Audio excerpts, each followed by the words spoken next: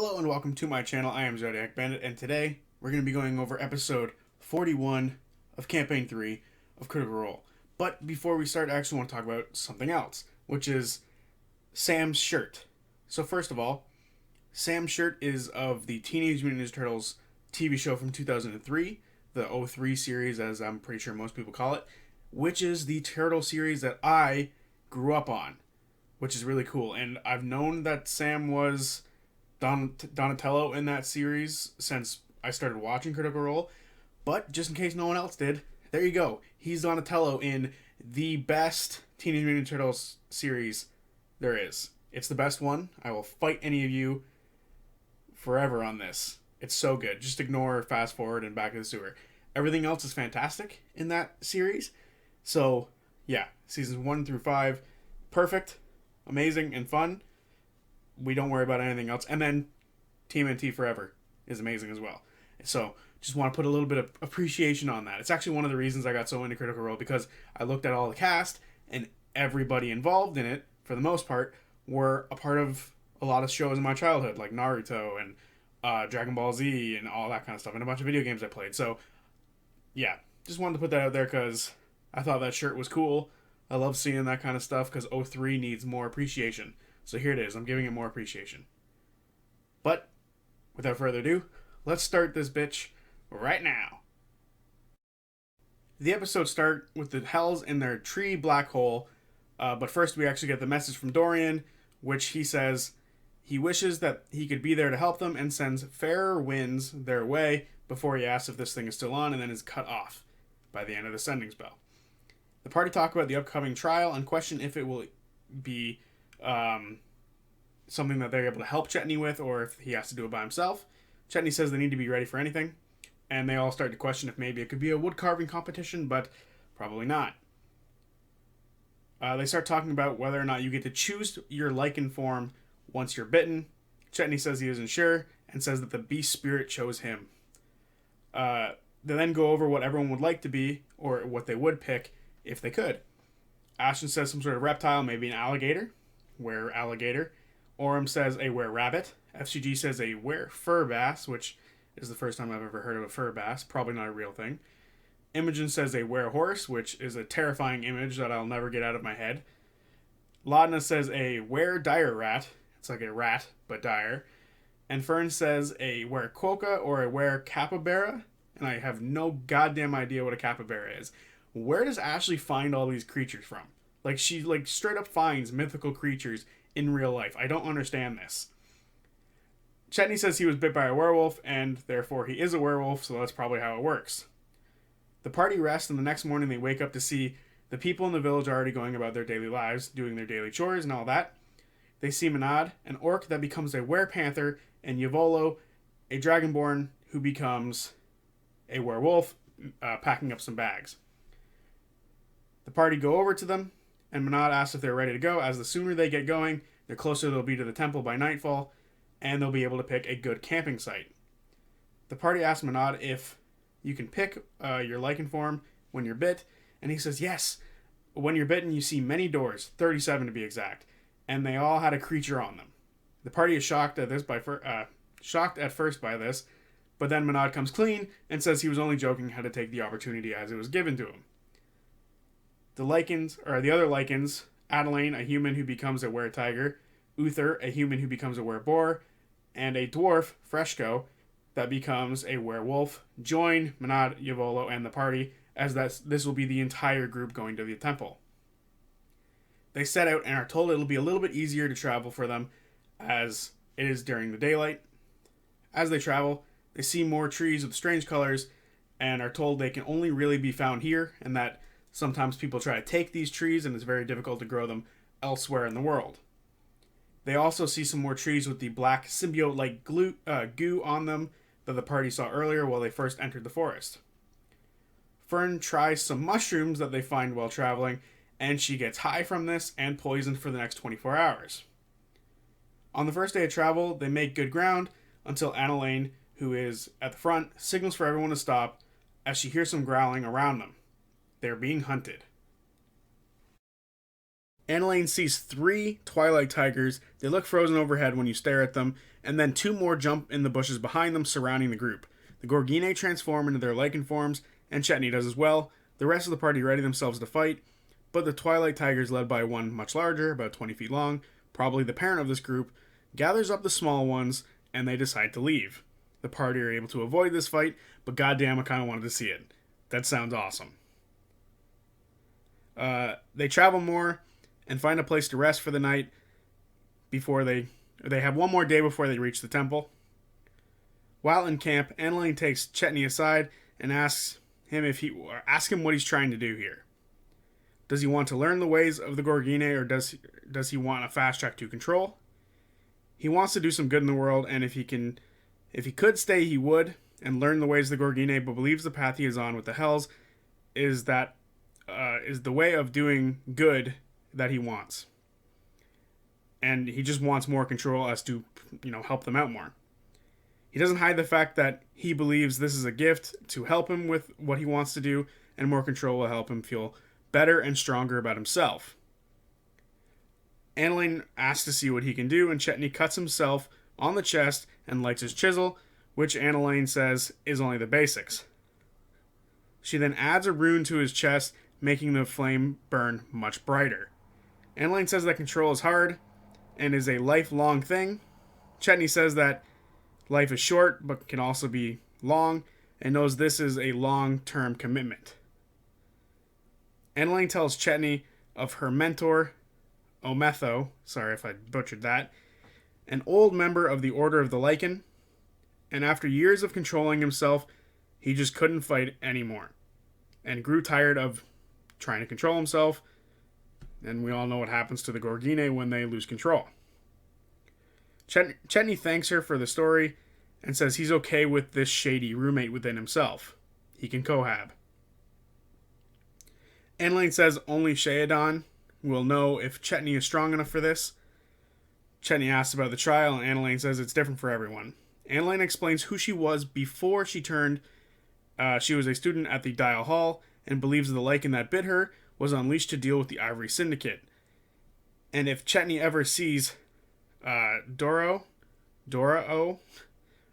with an O, a pale elf with brown hair cut short, amber eyes, and a scar below his mouth, kill him for me. Very aggressive. After this, Annalene goes off away from camp and doesn't come back until morning, when they're ready to continue their journey toward the temple. The next day's travel begin, and Annalene says to be quiet, as this part is a much more treacherous part of their journey. Luckily, the day goes by without really any issue. As they are good trackers, they only hear things off in the distance and are able to keep themselves away from all the danger. And as they near the temple, Manad explains more about the temple itself. It attracts strong creatures to it, and they should be ready to clear it out. The party ready themselves for a fight. Imogen casts mage armor on herself, and Chentey gets a death ward from FCG. Manon explains Sheadon, the keeper of the Savage Heart, is the one that keeps balance of nature and the balance between the hunter and the prey. He says the temple at one point was an outpost during the Apex War, and that it was reclaimed by beasts of this jungle, and that the Gorgine aren't sure how much they should take from it or how much they should leave within it. When they get to the temple, it is in a clearing of sorts and is partially ruined. The party asks who are allowed inside, and Manon says everyone can go in. They go to the entrance, which is a hole roughly the size of Ashton. Inside the temple is a long, winding tunnel with support beams all along it, and collapsed paths as they continue moving down and deeper inside. On the ground are thousands of bones, skulls with puncture holes, and some that are just really old and have been polished clean by the bugs here. They reach a much larger room with a few statues inside. There is one statue that is of a female humanoid underneath sunlight, where there are holes in the ceiling at the center of the room, with some water trickling down onto it. Here's where the trial will take place. The Gorgine begin to light torch sconces, and Chentey is told to meditate with the statue, and for the others to wait. This may take a while. Chentey looks at the statue and sees some glyphs on it, There's a bit more detail in the carvings as opposed to some of the other things they see around this jungle. And the statue is holding a scabbard.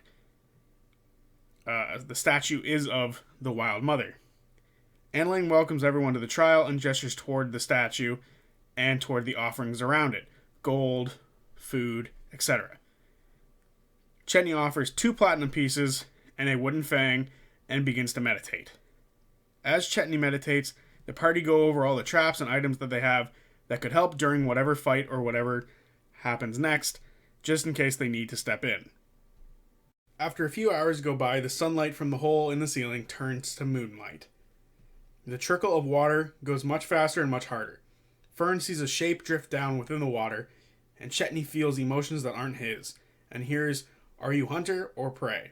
Chentey says, "Hunter." The voice says, "You are hunter and prey." "Are you yearning for freedom or indulgence?" "Freedom." "You are a fool. Do you seed the garden or do you soil the earth?" "Soil the earth."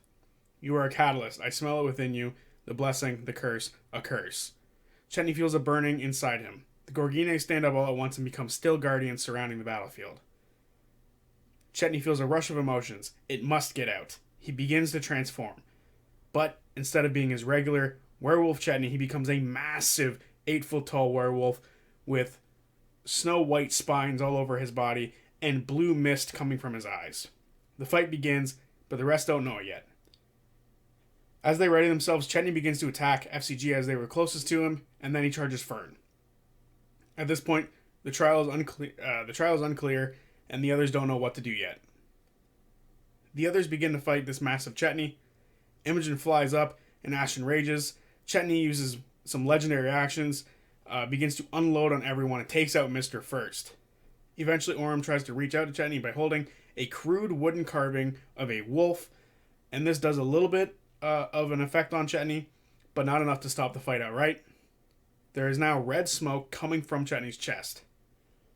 Others continue to fight. Imogen tries to blind Chentey, but fails. Ashton rushes up to try to hurt him, but Chentey hits him hard in return.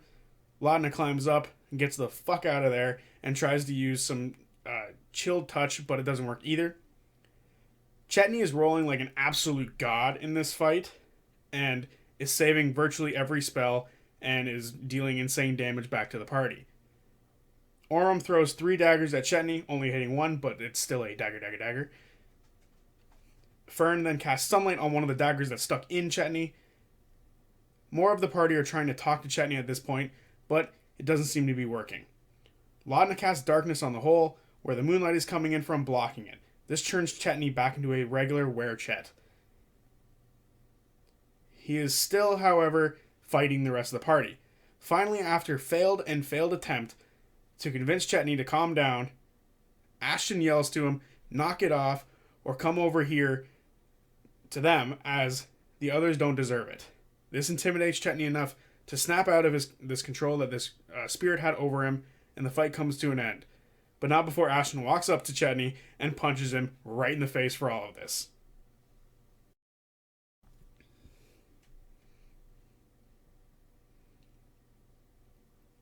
Chentey once again hears in his head, "I eat the scar of the unworthy predator and leave my scar in its place. You are a worthy hunter." A cloud of red forms into a moon before it dissipates. The Gorgine congratulate Chentey for passing the trial and note that the spirit fought with him and that he has others around him who are willing to calm him down rather than kill him, which is a very good thing. Chentey says he has a good group with him and that he's grateful to be a part of them. Everyone notes Chentey is now nude and takes the opportunity to go streaking with the others. Some of them run off and do, in fact, partake in the streaking, but Fern and Orem stay behind for a brief moment as Orem smells something rather familiar to him, the scent of Will. He turns and looks at the statue and the scabbard, which now has roots sprouting out of it. He puts his sword in, and the vines surround his hands. He withdraws the sword in his hand, and the vines begin to emerge from the hilt and form a guard surrounding his hand. The sword is now a magical sword. He then joins the streaking. Fern stays behind for another second before she joins and places a platinum piece at the statue before running off as well. And that is where the session ends, but Matt reveals that the party have in fact leveled up, which is dope.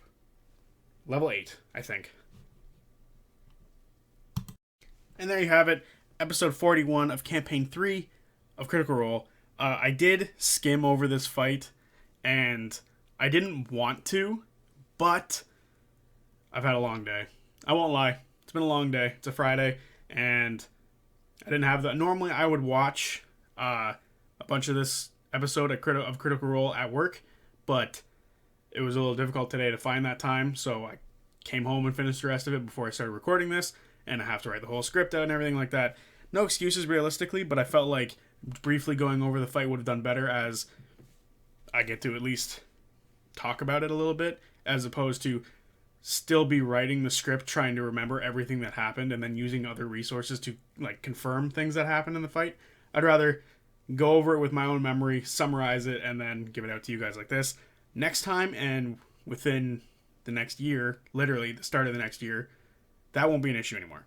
I will be explaining why a bit later, but I will be doing much better jobs with these recaps, if you will. That's what they are. Recaps. I will be doing a better job of these recaps come the new year, as I will have much more time on my hands. So, sorry if you wanted more detail about this fight, because it was a really fun fight, but I also kind of want to just leave that, like, this is supposed to be a brief, quick recap thing, and then when you guys get the time, you go watch the actual thing. And I don't want to spoil too much, but part of a recap is spoiling, so I do feel like leaving a bunch of stuff out is still a good thing, because then you get to be surprised. So yeah, there's my excuse. Hope it's good enough. So yeah, see you guys on Tuesday with whatever video I decide to do next. And I think we're getting another episode, but I might be wrong next week. So who knows? Maybe you'll get 2 random videos from me next week, and maybe it'll be a recap. I'm pretty sure it's a recap next week too. So yeah, until then, see ya. Peace.